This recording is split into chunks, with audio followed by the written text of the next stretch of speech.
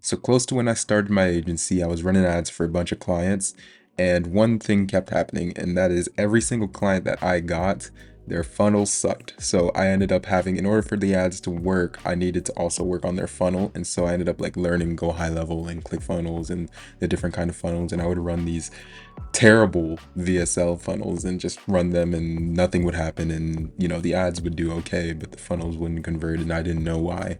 And so after learning from the market that people definitely need funnels. These coaches, they don't know what they're doing with these funnels, and only really the big ones know exactly the game that's going on there. Um, I was like, okay, you know what? Let me go ahead and just go full scope when it comes to like the marketing, the funnels, the ads, and do the ads plus the funnels, and then also some email on the side as well. So in this video, what I want to do is just regurgitate everything that I've learned the past year running YouTube ads and also Facebook ads to these different kind of funnels, and then you can decide from all this information I got which one's the best for you. So this is gonna be really raw. The notes that I have here are super simple. It's literally just the funnel and then a bullet point under it. So everything I'm telling you is gonna be straight off my mind. So let's go ahead and just get started. So first thing you have to remember before I list out all the funnels and you choose whichever one and then do the shiny object syndrome is that the funnels are going to get better the more you work on them. They're organic, living, breathing things. You can treat them that way, right? It's like a relationship in a way. So if you're just trying this funnel and then you're scrapping and then you're trying a different funnel and then you're scrapping that, it's not going to work. Okay, you need to stick with one funnel for a while and really try to dial that one in, and if it works, hooray. If it doesn't work, then still try to make it work. Don't get too attached where like you don't even want to try anything else, but try to make this work, because the thing is that a funnel, like every time you restart the funnel, you're just like you're restarting your marketing. So you have to learn that funnel, and it's not going to perform instantly, so that's one thing to keep in mind with this. Okay, so a lot of coaches and a bunch of people are running ads, and they're running it to a variety of different things. So let's go ahead and just get started with the first one, right? So the most standard funnel that you've probably seen and heard of is the VSL book a call funnel. Okay, so this is from ad to a opt-in to a VSL, and then from VSL to book a call, right? So you get their email and the opt-in. And I've ran these funnels before. This was the funnel I learned the first, and honestly, the funnel is okay. It depends on what you're going for. That's the thing when it comes to funnels. So if you're doing like agency services and you're just offering a service, for example, setters, right? You need to place setters into a business, then maybe a VSL funnel is the best for you, because you don't need to do a whole lot of like for these kind of business owners, you just need to explain to them why this stuff works, and you need to do it fast. You don't need to have like a big webinar that breaks down all this stuff. Like, this is my service and this is how I can help you. And so if you find that your offer is really direct and it's really targeting like a specific thing for more sophisticated, higher end clientele, I guess, then maybe a VSL funnel is the way to go. It's the simplest thing to set up, and it's simple, it's fast, so you can get them running pretty quick. The thing is that people, like, typically if you try to run a VSL, what will happen is that people are going to opt in. If you can get that to work, which is the easiest part, they're going to opt in, they're going to watch the VSL, and then they're not going to book a call. That's what happens. Or they're going to opt in, watch the VSL, book a call, and then not show up. And the reason that happens is because the VSL doesn't have that power. VSLs used to be like where you could just put it in and then it would work and then everybody would be happy. But now you have to really dial it in. And so you have to make sure that that VSL gives a sort of transformation in the client or in the person who's watching it, in order for them to be really excited to book that call. And then you need to make sure you have automations and things getting them excited to book that call. And a trick for this kind of funnel is to have a thank you video, like after they book, have a thank you video reselling them on the call. Okay, you don't want to just say thank you, show up at this time, bye bye. You want to say thank you, you're going to be super excited for this call, we're going to do this and this for you, and it's going to turn you into this. Make sure you book a time, make sure you put an alarm on your phone. You want to just go the extra step and just make them excited and kind of bring the transformation, I call it transformation, into your prospects so that they're excited to actually show up to the call. And so I would say that if you're just starting out, depending on your offer, if your stuff is more B2C instead of B2B and you're targeting people like BizOp, like, oh, start your first business, VSL funnels are okay to begin with. If the objective is to get them to book a call, they're okay to begin with. But honestly, not many people are using them as much anymore compared to, I see, webinar funnels, which is going to be the next thing we talk about. But VSL funnels still work, and especially if your offer is more direct, you can do a VSL that way and have people book a call from that VSL after they learn about you. But again, there's more nuances to that. So webinar, there's really two versions of a webinar funnel. And so there's the automated and then there's the evergreen, right? So evergreen, you can basically call it a VSL because that's what it is. All it is a webinar class, but it's pre-recorded and it's made to look like it's a real webinar that's live, usually using a platform like EverWebinar.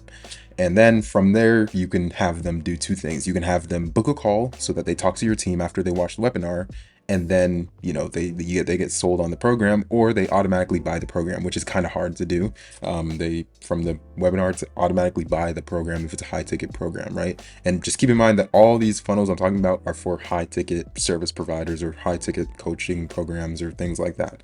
That's what these pertain to. So if you're just doing like a $200 course, unless there's something in the back end, I wouldn't suggest doing these funnels on their own. Anyways, when it comes to webinars, the whole thing is that if you're just starting out with a webinar funnel, honestly, the best thing to do if I were you were to actually go to the live route. So actually do live webinars and do 1 or 2 of them a week, and get people excited for that. Do ads that go to the webinar, get their email when they register so that you can remind them about the webinar and just keep them excited, and then do a live webinar. That's what I would do, because basically when it comes to making a evergreen webinar that works, it's pretty tough. It's going to take multiple iterations, and these webinars are going to be an hour or 2 long. And so just keep that in mind when you do a webinar funnel. A lot of people do webinar funnels and they work. It's really, really popular, but it's kind of hard to get right, because not only do you have to optimize the ad and the opt-in, you have to optimize that whole webinar and make sure that works and that recording that you did works. So sometimes a lot of people, what they do is they do a live webinar, like whatever best performing live webinar, they take that and then turn it into an evergreen webinar and just run that on the evergreen software. And then, from there, they do it that way. And you can do it that way too. But if you're just starting out with ads and you're just getting your feet wet, I would just start with live webinars, because you have more control. And on top of that, the conversion rate for live webinars is almost always going to be higher than an evergreen webinar. Unless that evergreen webinar is crazy, live webinars, you can actually interact with people. There's a lot of value in that. And then after the webinar, like I said, you can have them book a call so that they can get your stuff directly. You have them apply to book a call, or you can just have them go straight to the program. And I would say that the straight to the program thing used to work, back in the day. Like if it was $1,000 or $2,000 program or course or whatever, that used to work really well. But nowadays it's kind of phasing out, and more people are doing the call to action to just book a call, because there's a lot more leverage and you can charge higher. Because if you go straight to a program, you can only really price that thing at like 1,000 or 2,000 before like the conversion rates really, really go down, because people aren't going to buy anything more than like 2,000 without talking to someone, like to have that kind of connection. And so you might have better leverage if you do it where they talk to you or your team, and then you charge double or triple or quadruple that amount instead, and just bite the bullet and do the work, right? So that's what a lot of people are doing. So webinars are good. I recommend that you try these, especially, let's say if your VSL funnel is working, then I would try webinar. And one thing with webinars to keep in mind is that a lot of times what happens is that people will go and opt into the webinar, and then they'll watch like 2 seconds of the webinar, and then they'll book a call, and then they won't show up. And you get a lot of people that just aren't watching the webinar, and then when they show up on the call, they're like, what is this? I didn't even know this was like this. And so what a lot of people do, and also lead quality for some webinar funnels and also VSL funnels, the same thing, that tends to sometimes suck as well, because of that same reason. People are just going through and they don't actually care to see the content. They just want to get to the end of the page and do whatever it is. And so what a lot of webinar funnels do is they actually have a timer on the bottom that stops them from actually going to the next step until they watch and a certain amount of the webinar. So like in ClickFunnels, I'm sure Go High Level is the same way. You can have a timer that's like for 10 minutes or 20 minutes or an hour. I think I literally just saw one of my clients previous clients had an hour-long timer before the person can get to the next stage to book a call, and that filters out a lot of the fluff, and then you're left with people who are really serious. But the thing is that those people, they're going to cost you a lot of money to get those people to get on the call. But if you optimize your ads good enough, then it can still work, and people are still very successful with that. So a lot of times having that increased friction is good because it filters out BS, basically. Again, on the topic when it comes to like live events and the connection with your prospects, this goes into the challenge. Okay, so there are people that do automated challenges, and you can do that way, but honestly, we're going to be talking mainly about like challenges, like live challenges that you do over Zoom, because those are the ones that I've helped market for. Those are the ones I'm most familiar with. So when it comes to challenges, there's really two routes you can go. It's paid or free. Right? So with paid challenges, they're good because the people that are in the challenge are going to be more likely to do things, and it's just going to be an overall better challenge. You know, it's going to be less negativity or just doubt or whatever, because like the people that are there are already your customers. So you can charge $7, $27, $97, $297. And a lot of times when it comes to the paid and even free, a lot of times what they do is like they'll have a general admission where people just join the Zoom room in the challenge, which I'm going to explain exactly what the challenge is. They have the general admission where people join into the challenge for free or for 97 or whatever the price is, and then they do a VIP that might be paid, you know, just to offset the cost when it comes to ads or just to make more money on the front end. They have a VIP that will be able to actually ask you questions in an allotted time frame, like an hour before or after the main event. Usually it's before, right? So you can do that.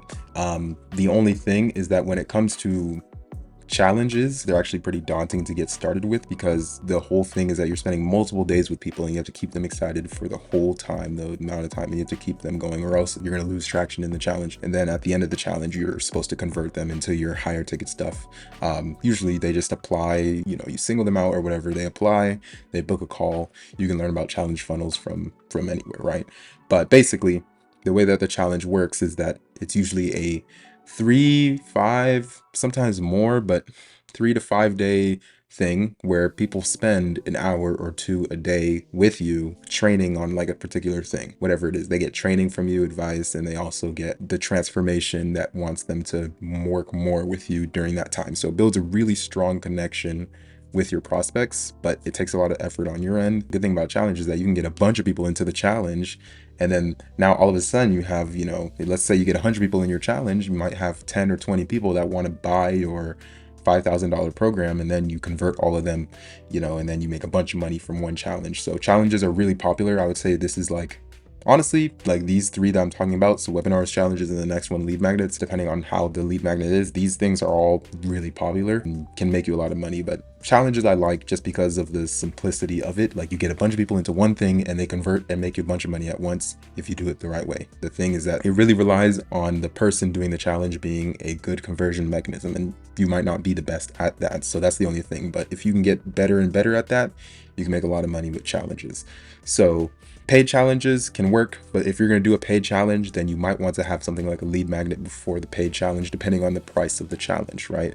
So of course, the higher the price, the more serious the person is in a sense when it comes to that. The more you can filter out people. Let's say if the price is $7, and you know, there's a spectrum to this, right? So if the challenge is $7, you're going to get people who are $7 serious, right? But if the challenge is $97, you're gonna have people who are serious enough to spend $97 on your stuff. You kind of just have to play around with that. So I would say a good price range to start with if you're gonna do a paid challenge is gonna be somewhere around $27, maybe going more, and then VIP, put it at 97 or whatever. Just put it a little bit higher so that you can offset the costs. And people are gonna be really attracted to the VIP option if they think that you know what you're doing, you know, because they're going to want to talk to you about their specific situation. So VIP is usually a really, really attractive offer for this kind of challenge. So that's a really good upsell. Again, that's on the challenge side. So again, free, you can start with free and then do paid. You can do that too. That's something I would actually recommend you do. Start with a free challenge so you can get used to the model, and then just do your best, and then eventually switch on to paid. So then you can have people who are more serious about your stuff. But the hard part is getting a consistent amount of people to get into your paid challenge, because you'd have to run ads to cold traffic or warm traffic or some way and get them to consistently convert. And so what I recommend doing is actually doing like a lead magnet first into a paid challenge, right?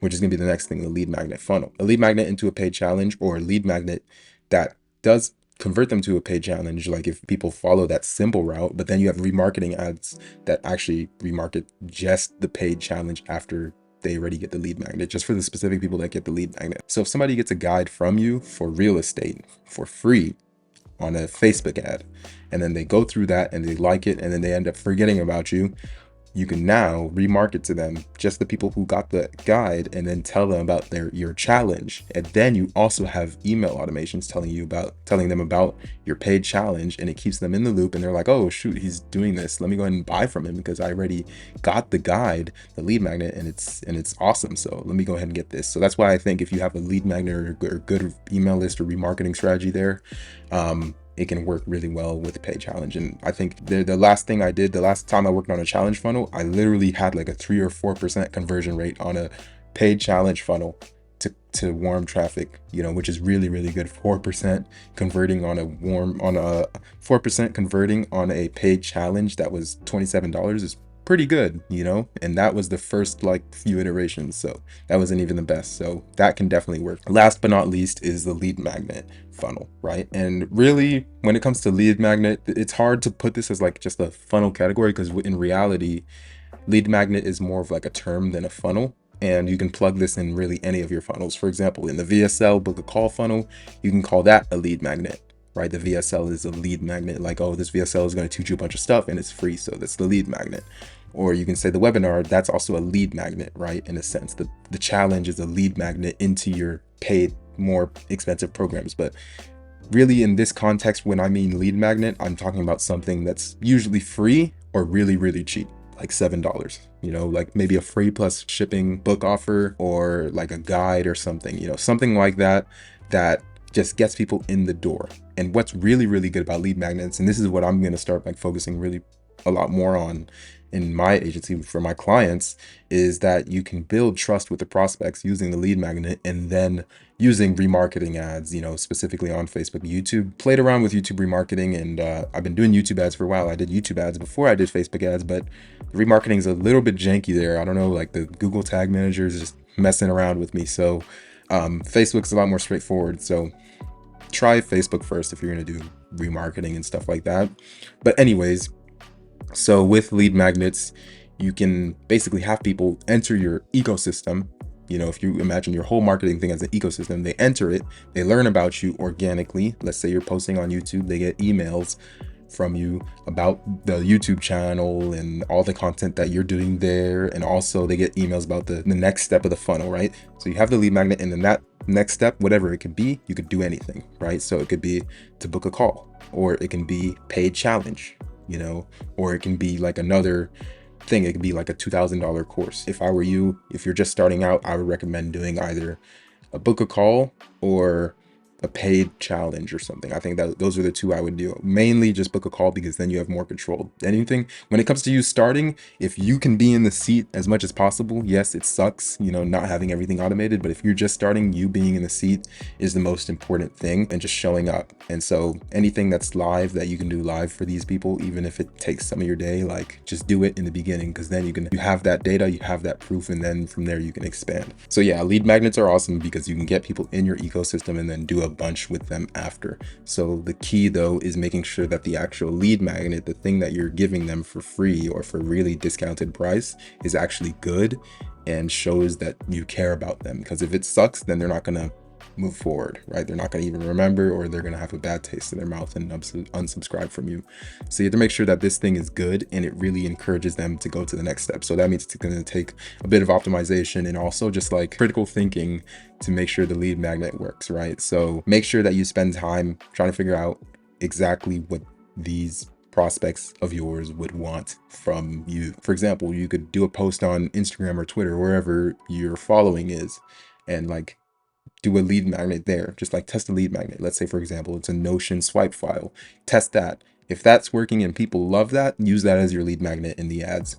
You can do that, right? And then in the lead magnet somewhere, have a call to action to the next step, whatever it is. Just have a call to action there, whether it's to book a call or get the paid challenge or watch the webinar, whatever it is. Do that, because it keeps things more linear, and the people that do digest it, if they're ready to engage with the next step, they're already there. So that's another thing you can do. Just make sure the lead magnet is not long. It's actually supposed to be short and easy to implement and digest, okay, when it comes to lead magnets. Because if it's long, like if it's like a 10-hour course, people are gonna have it and they're gonna like be frozen. They're not gonna want to do the next step until they finish the lead magnet, because that's what they got. And so you want to make sure it's something easy for them. So a lot of times people with their lead magnet, it's just like a Google Doc that kind of breaks down some concepts, and then at the end it leads them to the next steps. So you can play around with it. You can learn more about lead magnets from a whole bunch of people who are more qualified than me to talk about them. Like they're everywhere, right? So you can do that. So those are all the funnels. I know I've been talking for a while, but I hope that kind of makes sense, right? So if I were you in the beginning, I would start with a more simple, easy to implement live funnel. So like think like a live webinar workshop in a sense. I would start with something like that and just promote that using ads or my organic traffic or whatever it is. That's what I would do, right? And then as you get better at that stuff, you look into automating it more and more, then gauge your losses at the more that you automate it from there. Because what that allows you to do is just keep more control with everything, and you can see exactly what the mindset of the people who are in the middle of your funnel are like. So again, hopefully this was valuable for you guys. If you have any questions, let me know in the comments below. I wanted to make this video because I know there's a lot of confusion around these funnels.